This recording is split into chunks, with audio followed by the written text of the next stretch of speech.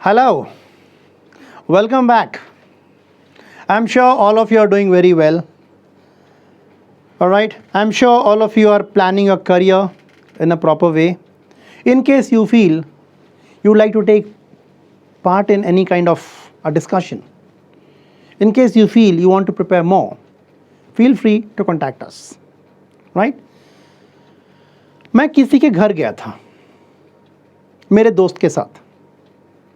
जाते जाते उसने बोला, ए जरा इनकी दादी है संभल के.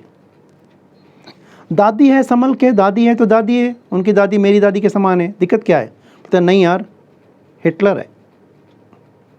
अब दादी हिटलर है. अब दादी हिटलर है का मतलब क्या होता है? दादी सख्त है. That is the meaning. Now the question is, why did he call her दादी Hitler? Then it struck me something. Then I thought possibly she must have been like a dictator. That is what he wanted to say. That his dadi is a dictator. अब हम dictator क्यों कहते हैं? बोलते हैं ना Hitler एक dictator था. अरे यार उसके पापा कितने अच्छे हैं, माँ डिक्टेटर है, हिटलर है. अरे उसका भाई हिटलर है. We associate certain things with certain people. And Hitler was a dictator. वो केवल प्रजातंत्र, वो तो प्रजातंत्र में विश्वास रखता ही नहीं था. He was an autocrat. He believed in self-rule. एक ही बंदा राज करेगा, बाकी सब लोग उसकी बात सुनेंगे. So we call him a dictator. Let us focus on this.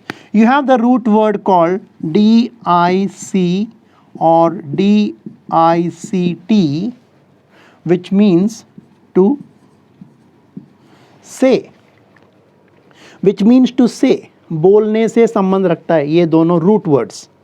Remember, जो नए जुड़े हैं हम डिस्कस कर रहे हैं रूट वर्ड्स. सो ये 3 अक्षर या 4 अक्षर वाले जो शब्द हैं इसका मतलब बोलने से संबंधित है. Now you have word like dictator itself. He was a dictator. You call him an autocrat. Sometimes you also call him a totalitarian, person who believes in self-rule. Then there is a word like predict. Predict. He predicted that there is going to be rainfall tomorrow. मौसम विभाग वाला बोलता है ना, कल बारिश होने की संभावना है. भविष्यवाणी करता है, उसको बोलते हैं भविष्यवाणी. कल के बारे में आज बोल देना. So that is called predict is a verb. Then you make a noun prediction. Now why is called prediction? Pre मतलब पहले, dict का मतलब होता है बोलना, और पहले से ही बोल देता है. Alright. So you have word like pre-primary. Primary से पहले, isn't it? So predict. Can we think of any other word? Come on. Yes, you have got it right. It can be something like contradict. Contra का मतलब opposite होता है. So you say controversy, contrary. And the police caught hold of contraband goods. जो अवैध तरीके से बेच रहे थे माल, उसको पुलिस वाले ने जब्त कर लिया. Contraband, कानून के विरुद्ध. अगर आप समोसे बेचते हैं तो आपको कोई पकड़ेगा नहीं. अब अगर आप छोले भटूरे बना रहे हैं कोई पकड़ेगा नहीं. अब आप पेन बेचिए कोई पकड़ेगा नहीं. अच्छी बात है, बेचिए, कोई दिक्कत नहीं है. लेकिन अवैध रूप से कुछ बेचेंगे तो पुलिस निश्चित रूप से पकड़ेगी, क्योंकि कानून के खिलाफ है. So contradict. My boss contradicted my statement, therefore I felt bad. Why did I feel bad?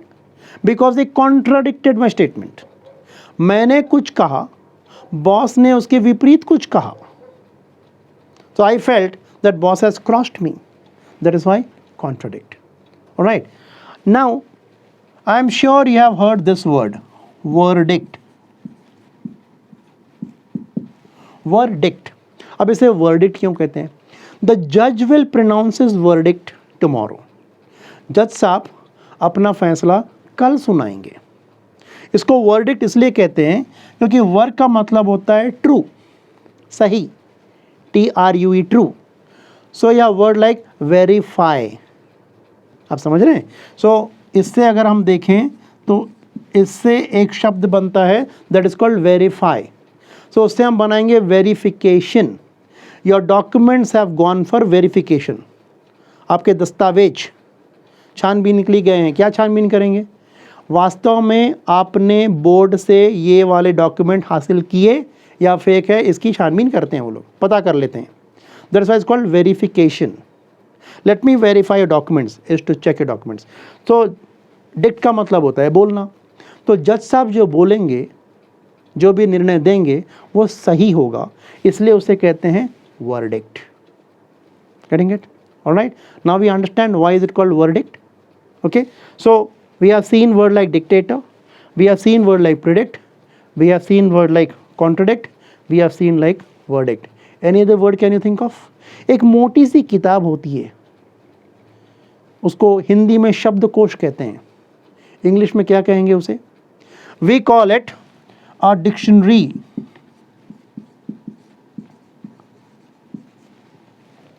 Dictionary. It tells you the meanings of the words. It also tells you how to pronounce the words. Diction, all right, pronunciation और enunciation of words. किस तरह से शब्दों का उच्चारण करना चाहिए, dictionary हमें बताता है, इसलिए उसे डिक्शनरी कहते हैं. सो इसमें भी जो है DICT डिक्ट है. सो या word like dictator, all these words which are there in front of you, can you think of any other word which has dict there? Come on.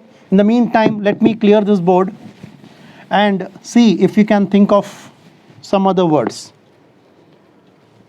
The king abdicated the throne in favor of his son.